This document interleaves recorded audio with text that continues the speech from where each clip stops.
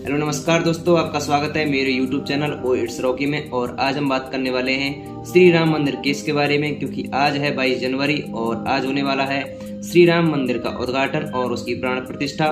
So guys, Ram मंदिर case India के इतिहास का सबसे दूसरा लॉन्गेस्ट चलने वाला केस है, जो पिछले 500 सालों से चल रहा है। क्या आप जानते हैं कि पिछले सिर्फ 40 दिनों में यह केस कैसे सॉल्व हो गया? कुछ एविडेंस के बेसिस पर। आखिर कौन से एविडेंस ऐसे थे जिन्होंने कोर्ट में जैसे ही पेश किया गया, सिर्फ 40 दिनों के अंदर ही ये ऐतिहासिक और कंट्रोवर्शियल केस हमेशा के लिए सॉल्व हो गया, और वो भी सुप्रीम कोर्ट ने बाकायदा अपने फर्स्ट हियरिंग में एग्जैक्टली 14 अक्टूबर 2019 की डेट देकर कहा था कि हम इस दिन इस केस को फाइनली कंक्लूड कर देंगे।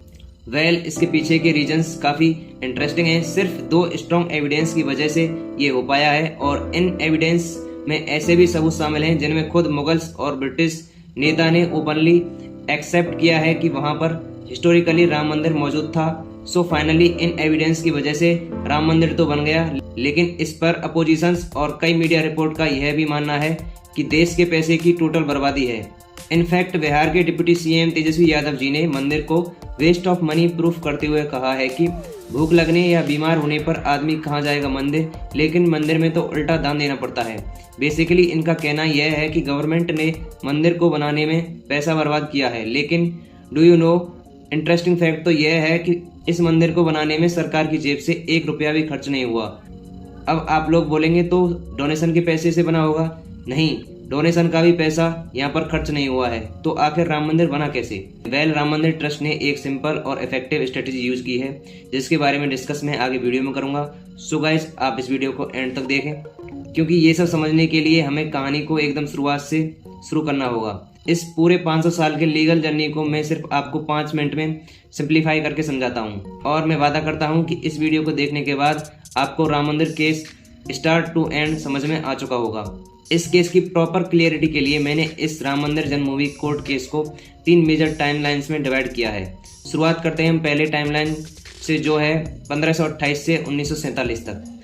तो साल 1528 में मुगल बादशाह बाबर ने अपने कमांडर मीर बाकी को ये ऑर्डर दिया कि वो अयोध्या में मौजूद राम मंदिर को तोड़कर वहां पर मस्जिद बनवाए, और उसी राम मंदिर को तोड़वाकर जो मस्जिद बनी थी उसे बाबरी नाम दिया गया। लेकिन कई लिटरली रिसोर्सेज के हिसाब से वहां के लोकल्स बाबरी मस्जिद के बाहर उस सेम जगह पर, जिसे राम चबूतरा कहते हैं, वहां पर राम भगवान की पूजा भी करते थे। इसी को लेकर वहां पर कई छोटे मोटे राइट्स हिस्टोरिकली होते आए हैं, क्योंकि ऑफ कोर्स एक ही जगह पर दोनों रिलीजन्स पूजा करते रहे हैं। 1853 से 1859 के बीच इन 6 जगहों में ये काफी ज्यादा वायलेंट होने लग गए थे। इस इश्यू को सरकार इग्नोर कर रही थी। ब्रिटिश गवर्नमेंट को भी इसमें खुद आना पड़ा। ब्रिटिश सरकार ने सबसे पहले बाबरी राम मंदिर एरिया को अपने कंट्रोल में लिया, फिर दोनों पार्टीज में एक पीस एग्रीमेंट साइन करवाया। उन्होंने मंदिर एरिया को 2 हिस्सों में डिवाइड किया। पहला बाबरी मस्जिद वाला हिस्सा मुसलमानों को सौंप दिया, और दूसरा सीता रसोई और राम चबूतरे वाला हिस्सा हिंदुओं को दे दिया, जहाँ पर हिंदूज ऑलरेडी पूजा भी करते थे। और दोनों साइड्स के बीच में उन्होंने फेंसिंग करवा दी। अब इस सेटलमेंट से भी लोग खुश नहीं थे, स्पेशल हिंदूज, क्योंकि उनके हिसाब से अगर ऐसा ही था तो इसका मतलब ये हो जाएगा कि हिंदुओं को अपने भगवान की पूजा खुले मैदान में करनी पड़ेगी।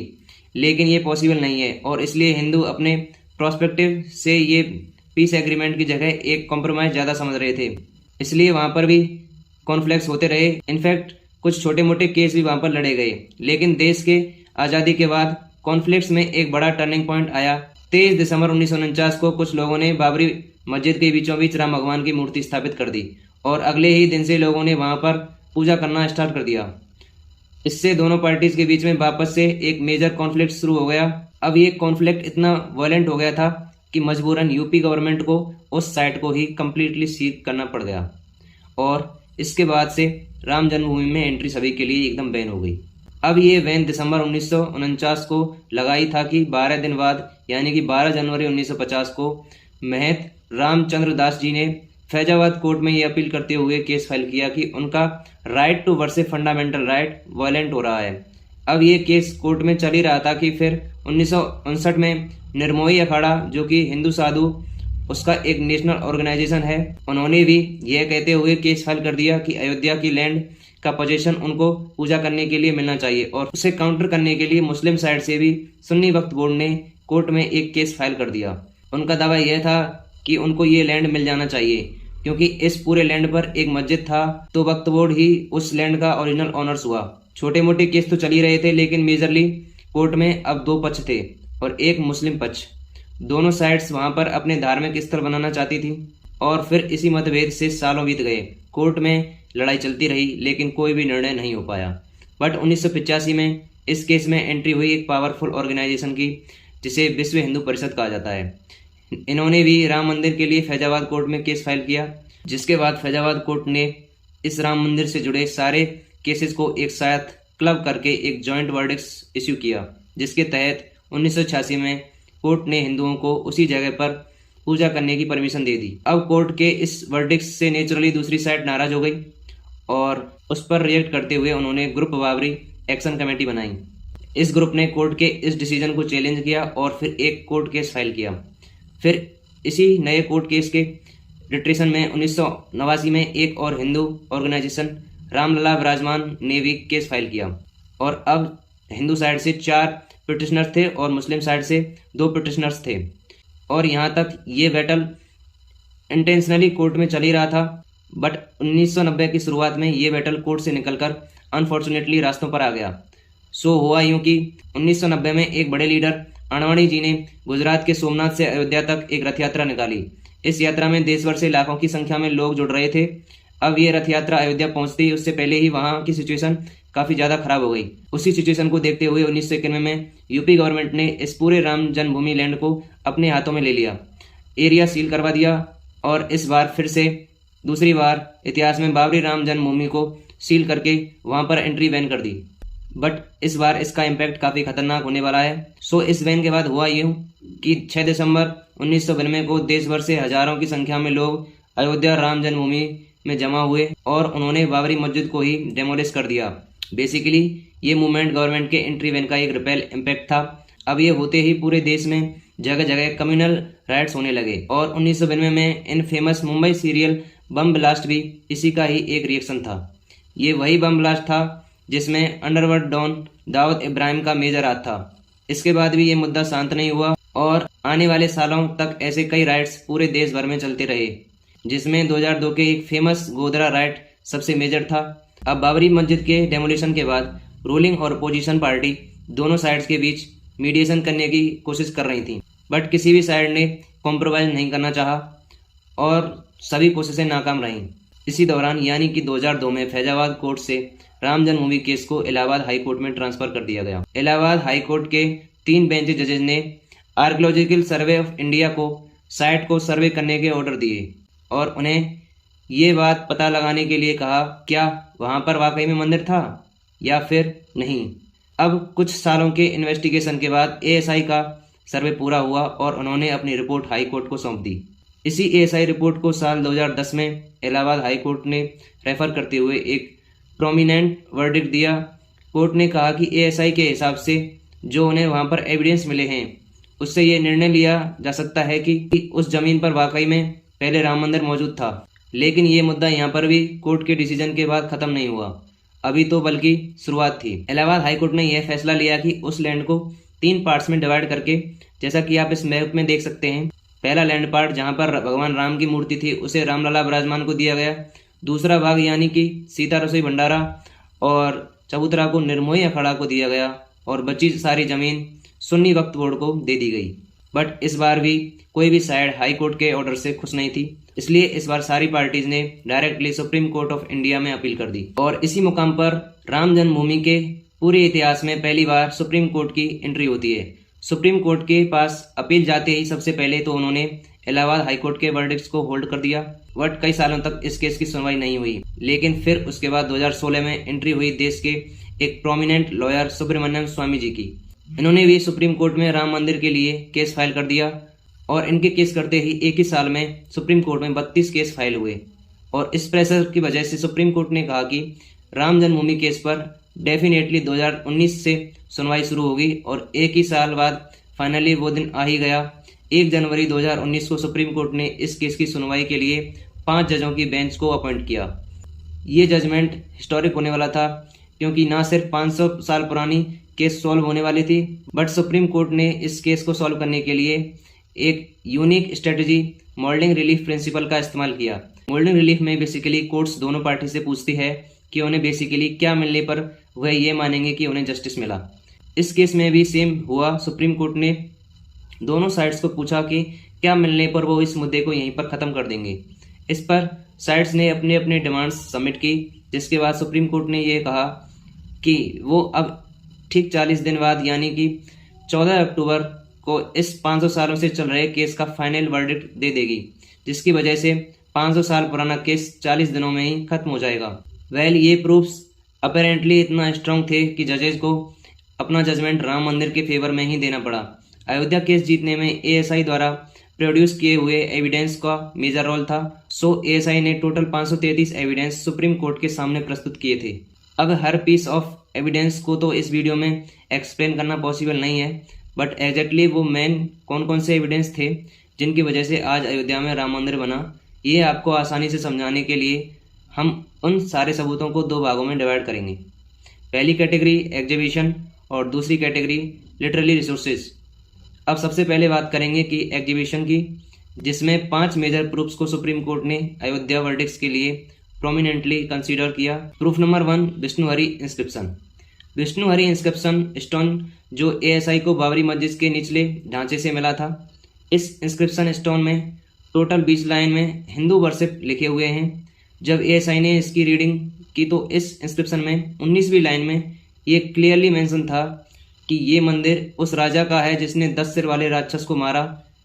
अब आई नो कि ये किसी को एक्सप्लेन करने की ज़रूरत नहीं है कि 10 सिर वाला राक्षस कौन था और उसको मारने वाला कौन था, इसलिए सुप्रीम कोर्ट ने इस प्रूफ को प्रोमिनेंट कंसिडर किया। Proof number 2, Hindu well in mask. ये देखो, ये वेल मॉस्क के पिलर से बनी हुई थी। Shocking right? ये उतना ही शॉकिंग था सुप्रीम कोर्ट के लिए भी, जब एएसआई ने जजेस को ये बताया कि इस्लाम में आरती और उसमें यूज होने वाली बैल का कोई कॉन्सेप्ट नहीं है, जबकि हिंदुइज्म में बैल काफ़ी इंपॉर्टेंस रखता है और मोस्टली आपको हर मंदिर में देखने के लिए मिल जाएगा। तो इस प्रूफ को सुप्रीम कोर्ट को कंसीडर करना पड़ा। अब अगला प्रूफ कुछ ऐसा देखने वाला कलश है जो बाबरी के पिलर्स में बना हुआ था। पूरे मस्जिद में ऐसे इन टोटल 13 पिलर्स थे जहाँ पर हिंदू देवी देवताओं के डिजाइंस और उनके रिलेटेड स्कल्पचर मिले हैं, जिनका डायरेक्ट लिंक 11वीं और 12वीं सेंचुरी के राम जन्मभूमि मंदिर से था। प्रूफ नंबर 4, मस्जिद डोम हद लोट्स। सिर्फ पिलर ही नहीं, बाबरी मस्जिद के मेन डोर के सेंटर में भी कुछ ऐसा दिखने वाला लोटस बना हुआ था। अगेन ये आप जानते ही होंगे कि लोटस हिंदुओं के स्पिरिचुअल अलाइनमेंट से जोड़ा जाता है। इवन गॉड्स लक्ष्मी लोटस पर ही वास करती हैं और भगवान विष्णु भी लोटस पर ही विश्राम करते हैं। 5वां और एक ऐसा प्रूफ जिसको कोई भी आम इंसान आसानी से देखकर बता सकता है, वो है ये बाबरी मस्जिद का मेन गेट, जिसके अक्ष पर क्लियरली श्री राम जन्मभूमि मंदिर लिखा हुआ था। सो ये सब तो सुप्रीम कोर्ट के सामने रखे हुए आर्कियोलॉजिकल एविडेंस थे जो खुदाई या डेमोलिशन के बाद एएसआई को मिले। लेकिन अब बात करते हैं लिटरली रिसोर्सेज की, जिसके proofs mostly non Hindu resources से लिए गए थे। इनफैक्ट सुप्रीम कोर्ट ने भी खुद मुगल्स और ब्रिटिशर्स के भी स्क्रिप्ट्स को यहाँ पर कंसीडर करके डिसीजन लिया था। So starting with proof number 1, Guru Nanak Dev ji की बायोग्राफी जन्म साखी, जिसमें गुरु नानक जी ने अपने डिसाइपल मर्दाना को बताते हुए कि जब साल 1500 में वे अयोध्या आए थे तब उन्होंने अयोध्या की सरयू नदी में नहाकर राम जन्मभूमि मंदिर के दर्शन किए थे। प्रूफ नंबर 2, तुलसीदास जी की बुक तुलसी 2 शतक। तुलसीदास जी ने इसमें बताते हुए कहा है कि साल 1528 में गर्मी के मौसम में कुछ बाहर से आए फॉरनर इन्वेडर से अयोध्या के राम जन्मभूमि को तोड़कर वहां पर मस्जिद बनाया और इसी दौरान इन्वेडर्स ने वहां के कई हिंदुओं को जान से मार डाला, विच अगेन प्रूव कि वहां पर मंदिर था। Proof number 3, foreign travelogue. Court में सिर्फ इंडियन लिटरली प्रूफ्स को ही कंसीडर नहीं किया गया। सुप्रीम कोर्ट ने विलियम फ्रेंच और ट्रिफ्लेंथलर जैसे फॉरेन ट्रेवलर्स की ट्रेवल लॉग्स, यानी जैसे आज घूमते समय लोग ट्रेवल ब्लॉग्स रिकॉर्ड करते हैं, वैसे ही पहले के ट्रेवल्स अपने ट्रेवलिंग के दौरान अपने ऑब्जर्वेशंस को बुक में लिखा करते थे। इन्हीं ट्रेवलर्स में से एक थे ब्रिटिश ट्रेवलर विलियम फिंच। उन्होंने अपनी पुस्तक अर्ली ट्रेवल्स इन इंडिया 1583 से 1619 के बीच में लिखी है और जब वो 1608 में अपने अयोध्या विजिट के लिए गए तो उन्होंने ये मेंशन किया है कि वो एक रामकोट नाम की जगह पर गए और उन्होंने देखा कि वहां पर रामचंद्र का कैसल यानी महल बना हुआ था, जिसके कुछ अवशेष अभी भी बचे हुए थे। विलियम फिंच ये भी मेंशन करते हैं कि आज भी कुछ ब्राह्मण यहाँ पर परिक्रमा करते हैं और इसी टाइप का कुछ मेंशन एक ऑस्ट्रियन ट्रेवलर ट्राइफेंथलर ने भी अपनी ट्रेवलॉग में किया है कि मुगल्स ने सरयू रिवर बैंक पे सिचुएटेड मंदिर को तोड़ा था। यहाँ अभी भी हिंदुओं द्वारा पूजा पाठ किया जाता है। Proof number 4, British government official document. British rule के टाइम ASI के first director general Alexander Cunningham ने अवध प्रोविंस के आर्कियोलॉजिकल डॉक्यूमेंट्स में कहा है कि अयोध्या में जन्म स्थान वाले जगह पर एक बड़ा मंदिर हुआ करता था, जिसके कॉलम्स को यूज करते हुए बाबरी मस्जिद बनाया गया। इवन साल 1886 में फैजाबाद डिस्ट्रिक्ट के जज कर्नल J. समीर के पास एक केस आया जिसमें महेंद्र दास जी ने उसमें ऑलरेडी पूजा हो रही जगह पर मंदिर बनवाने की रिक्वेस्ट की। इस रिक्वेस्ट पर जज श्यामयन ने खुद पर्सनली वहां जाकर जांच की। इस जांच के ऊपर उन्होंने ऑफिशियली लिखा भी है कि अनफॉर्चुनेटली मस्जिद को हिंदुओं के सीक्रेट जगह पर बनाया गया है। अब बात करते हैं प्रूफ नंबर 5 की मुगल बादशाह औरंगजेब की ग्रैंड डॉटर द्वारा लिखा गया लेटर। साल 1707 में औरंगजेब की ग्रैंड डॉटर ने मुस्लिम राजाओं को ऑर्डर दिया कि वो हिंदुओं के ऊपर अग्रेसिवली जजिया यानी रिलीजियस टैक्स अप्लाई करें और उनकी मूर्ति पूजाओं को रोकें। कुछ उस तरह जैसे मुगल राजाओं ने 3 मेजर मंदिर जैसे अयोध्या का राम मंदिर, काशी का विश्वनाथ मंदिर और मथुरा के कृष्ण मंदिर को तोड़ा था। इस लेटर के रिकॉर्ड सुप्रीम कोर्ट को मुगल इरा के इस्लामिक राइट नसीर बहादुर की बुक सईफा ए चहाल में मिला।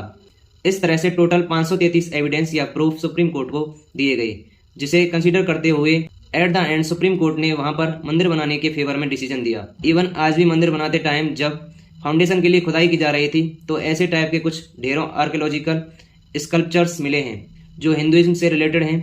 इनको अब सरकार अयोध्या में बनने वाले म्यूजियम में रखने वाली है। यू नो व्हाट फ्रेंड, ये 500 साल पुराना केस क्लोज ही हुआ था कि एक नई कंट्रोवर्सी आ गई। एट प्रेजेंट राम मंदिर बन रहा है। इसको अब रूलिंग पार्टी के अपोजिशन वाले वेस्ट ऑफ मनी बता रहे हैं। लेकिन यहाँ पर एक इंटरेस्टिंग पॉइंट यह है जो आप शायद मिस कर रहे हैं कि मंदिर को बनाने के पैसे ना तो लोगों से आए हैं और ना ही सरकार से। तो अब आपका सवाल आता है कि फिर मंदिर कैसे बना, किसके पैसे से बना? Well prominent Hindi news outlet Amar Ujala में पब्लिश एक रिपोर्ट के हिसाब से राम मंदिर बनाने का टोटल एस्टिमेट कॉस्ट 900 करोड़ रखा गया था, बट लोगों के थ्रू 3600 करोड़ से भी ज़्यादा का डोनेशन आ गया, जिसकी वजह से श्री राम जन्मभूमि ट्रस्ट ने अपने पैसे को बड़े ही स्मार्टली तरीके से 3 banks state bank of India, Punjab national bank और बैंक ऑफ बड़ौदा में इन्वेस्टमेंट के लिए रख दिया और फिर इन्हीं बैंक्स के रखे गए पैसों से जो इंटरेस्ट आया उसी ब्याज से ये पूरा मंदिर बना हुआ है। और इसी वजह से ना यहाँ पर सरकार के पैसे यूज हुए हैं और ना ही डोनेशन के पैसे। बट आज जो भी अपोजिशन लीडर्स इसे वेस्ट ऑफ मनी बता रहे हैं, असल में इस मंदिर से देश की इकोनॉमी में एक बड़ा अच्छा खासा पैसा आने वाला है और आना शुरू भी हो चुका है। राम मंदिर की वजह से अयोध्या में आज 5 स्टार होटल्स जैसे ताज, रेडिसन, ITC ओपन हो रहा है। Confederation of all India traders का एस्टिमेट है कि राम मंदिर की वजह से अयोध्या में करोड़ों का बिजनेस जनरेट होने वाला है। एक इकोसिस्टम क्रिएट होगा और इंडिया टुडे में रिसेंटली पब्लिश एक रिपोर्ट के हिसाब से राम मंदिर के प्राण प्रतिष्ठान से पहले ही अयोध्या में 20,000 लोगों को ऑलरेडी हॉस्पिटलिटी इंडस्ट्री में जॉब मिल चुका है। इनफैक्ट मैंने भी जब इस मामले में थोड़ा सा रिसर्च किया और मैंने जाना कि 22 जनवरी को अयोध्या में कोई भी ऐसा होटल नहीं है जिसका एक नाइट का स्टे रेट 20,000 से कम हो। आज इस मंदिर के कारण अयोध्या में एयरपोर्ट, हाईवे से कई मेगा प्रोजेक्ट्स भी बने हैं, जिससे उस रीजन का ओवरऑल डेवलपमेंट हो रहा है। तो दोस्तों लेट मी आस्क यू, आपकी क्या राय है इस पूरे मुद्दे के बारे में? कमेंट सेक्शन में मेरे साथ जरूर शेयर करना। सो गाइज, अगर आपको वीडियो अच्छी लगी हो तो वीडियो को लाइक करें और हमारे चैनल को सब्सक्राइब करें। मिलते हैं आपको ऐसे ही मोर इंटरेस्टिंग वीडियोज के साथ। Tata, bye bye.